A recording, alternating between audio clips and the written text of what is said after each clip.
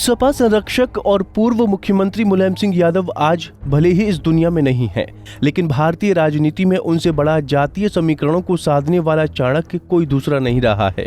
मुलायम सिंह यादव ने जिस प्रदेश में अपने चरखा दाव से कभी अकेले तो कभी गठबंधन में सरकार बनाई, उस उत्तर प्रदेश की राजनीति हमेशा से ही जातीय समीकरणों के इर्द गिर्द घूमती रही है।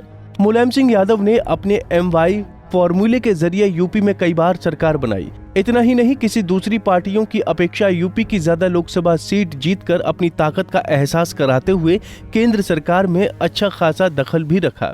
अब उनकी सियासत और विरासत को संभाल रहे बेटे और सपा मुखिया अखिलेश यादव MY समीकरण से एक कदम आगे बढ़ते हुए PDA समीकरण को जमीन पर उतारने की शुरुआत कर दी है। अखिलेश यादव के PDA का मतलब अब तक पिछड़ा, दलित और अल्पसंख्यक था, लेकिन सोमवार को उनके एक बयान के बाद इसमें A फॉर अगाड़ा भी जुड़ गया है।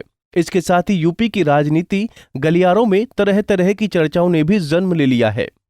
दरअसल देश की सत्ता का रास्ता यूपी से होकर जाता है। यही वजह है कि समाजवादी पार्टी ने यूपी की सभी 80 लोकसभा सीटों पर जोर देना शुरू कर दिया है। अखिलेश यादव 2014, 2017, 2019 और 2022 चुनाव में मिली हार से सबक लेते हुए अपनी MY रणनीति से आगे निकलकर PDA के तहत अपनी नैया को पार लगाने में जुट गए हैं। इसी के तहत सपा की ओर से PDA समाजवादी साइकिल यात्रा भी निकाली जा रही है। 9 अगस्त को प्रयागराज से शुरू हुई ये यात्रा लगभग 90 दिन बाद प्रदेश की 100 विधानसभा के गांव और शहरों से होते हुए सोमवार को लखनऊ पहुंची है। अखिलेश यादव ने पूर्वांचल एक्सप्रेसवे स्थित चांदसराय से जनेश्वर मिश्र पार्क तक करीब 25 किलोमीटर साइकिल चलाई। ये यात्रा अब तक 5000 किलोमीटर चल चुकी है। PDA यात्रा लगातार चलेगी और जिस तरीके से बाबा साहब भीमराव अम्बेडकर जी का संविधान और बाबा साहब आराम से तरीके से बाबा साहब भीमराव अम्बेडकर जी का संविधान और डॉक्टर राम मनोहर लोहिया के सिद्धांतों का लग गई यात्रा चलेगी बीजेपी को हटाने के लिए। बाबा साहब भीमराव अम्बेडकर जी, डॉक्टर राम मनोहर लोहिया और नेताजी का संघर्ष इसी तरीके से लोगों के बीच में जाकर के जन जागरण करके लोगों को जोड़ करके बीजेपी को हटाएंगे। इतना बड़ा जमावड़ा, इतने हजारों लोग आपके साथ चल रहे हैं, फूलों की बरसात हो रही है, साइकिल से सब चल रहे हैं। देखिए, ये यात्रा कोई आज शुरू नहीं हुई है, आज लखनऊ आई है राजधानी। इसमें शामिल हो रहा हूँ।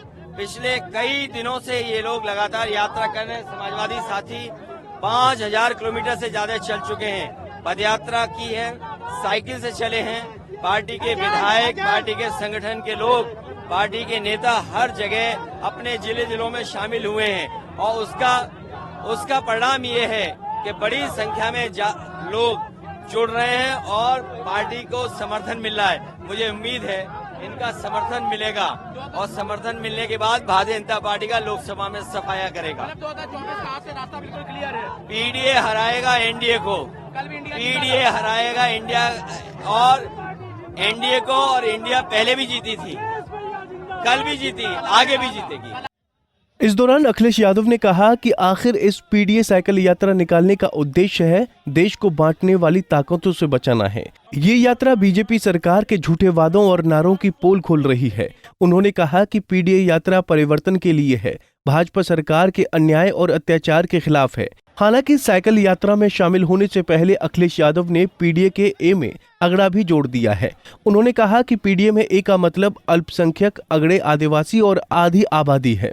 अब तक समाजवादी पार्टी PDA का मतलब पिछड़ा, दलित और अल्पसंख्यक बताती थी, लेकिन सोमवार को सपा मुखिया ने PDA का मतलब अल्पसंख्यक के साथ अगड़े, आदिवासी और आधी आबादी भी बता दिया है। उधर समाजवादी पार्टी की PDA साइकिल यात्रा को विपक्षी दलों ने आड़े हाथों भी ले लिया है। योगी सरकार में मंत्री सुरेश खन्ना ने अखिलेश की PDA साइकिल यात्रा पर जमकर हमला बोला है। उन्होंने कहा कि चाहे जितना जोर लगा लो, चाहे जितना शोर मचा लो, जीतेगी बीजेपी ही। इसी तरह बीजेपी बसपा के वोट बैंक में सेंधमारी करने के चलते दलित सम्मेलन कर रही है।